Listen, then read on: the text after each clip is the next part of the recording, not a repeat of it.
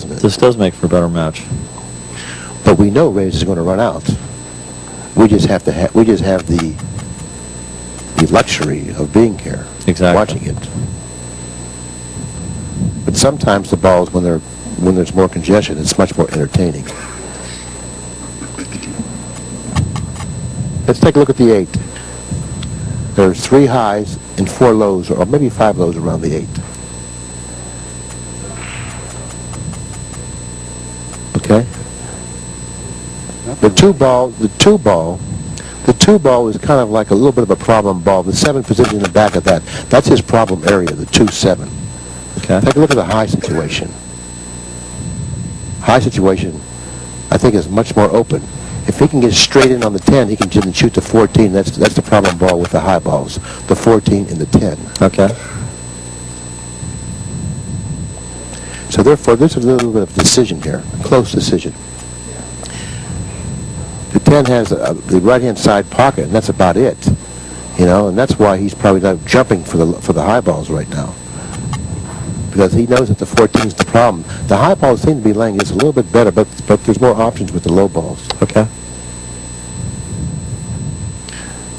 So he's going to run out right now when he's at the table. He's going to run out right now, and then he can decide which color he wants, and he's going to perform exactly the way he envisioned it. It's a little more difficult to envision the run out with the high balls, I think. If he can get to that 7 and the 2 and clear them off, everything is rather routine. See, the 9 doesn't bring him anywhere. He has to. The 9 brings him to the 12. He can go cross table on the 12 after pocketing the 9 if he can hold that angle and play the 10 on the side and stop for the 14. Okay. Okay? No, I like that. I like that. I'm just, really studying him. Okay, I'm watching him. His pace around the table is just so different than everyone else's. He's very relaxed. It's like here's the way I see it. I see him playing. Well, he's going to play the 12 now. Okay, he may use the 9 to fall on the 10. I thought he might use the 9, 11, 12 and go cross table. Okay, he would like to fall on the 10 now. But if he had ball in hand, he would position it for the 9 to fall on the 10, clearing the 9, getting the 9 off the table. He would like to fall straight in on the 10 right now, but he's fallen short of the mark, and he's bypassed his mark on the 9. He's created a little bit of a problem for himself here. But he's got to eliminate the 10. That's his big problem ball. That'll open up the pocket for the 14. Well, you know what, Billy? I look back at my notes, and I've taken copious notes on your comments, okay, trying to learn a little bit about 8-ball. And one of the big keys, you said, was balls in the middle of the table are trouble. Eliminate them early if you can. And that's what he's done. So that was the problem ball. So now he has room to pocket the 14 because the 10's no longer there. So it looks like, but the 8-ball is in an awkward position because of the 6. There's a 6 block the side pocket for the 8. I know the 3 blocks the lower left-hand corner.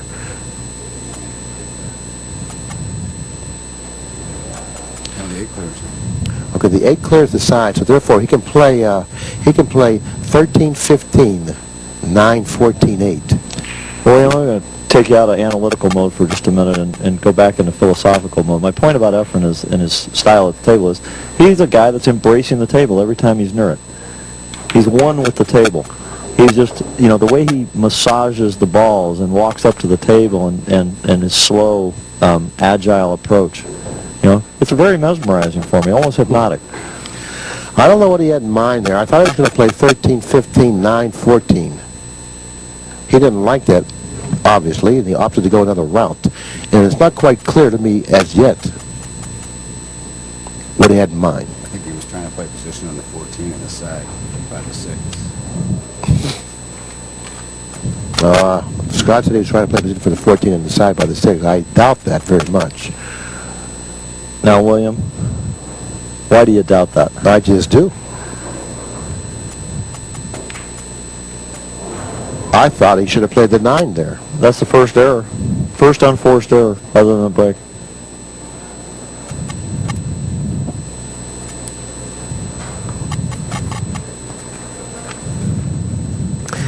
The reason he probably didn't play 15-9-14 was because of the position of the 8.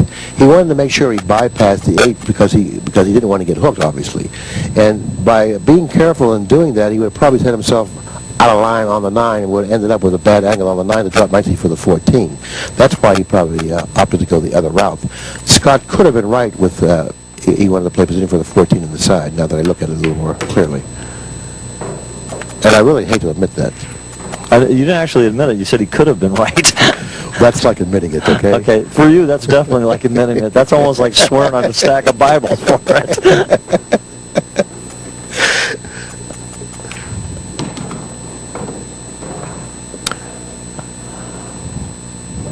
Well, once again, the advantage goes back to the breaker, who started the match with the break, imminent, because this is his game that he's breaking on. That he's shooting at the table on right now. He broke the balls in this game, so therefore he will hold service if he runs out. Well, it took a lot of pressure off Mika breaking that 8 ball in. You know, it's like he got a free pass to get back on the advantage side of the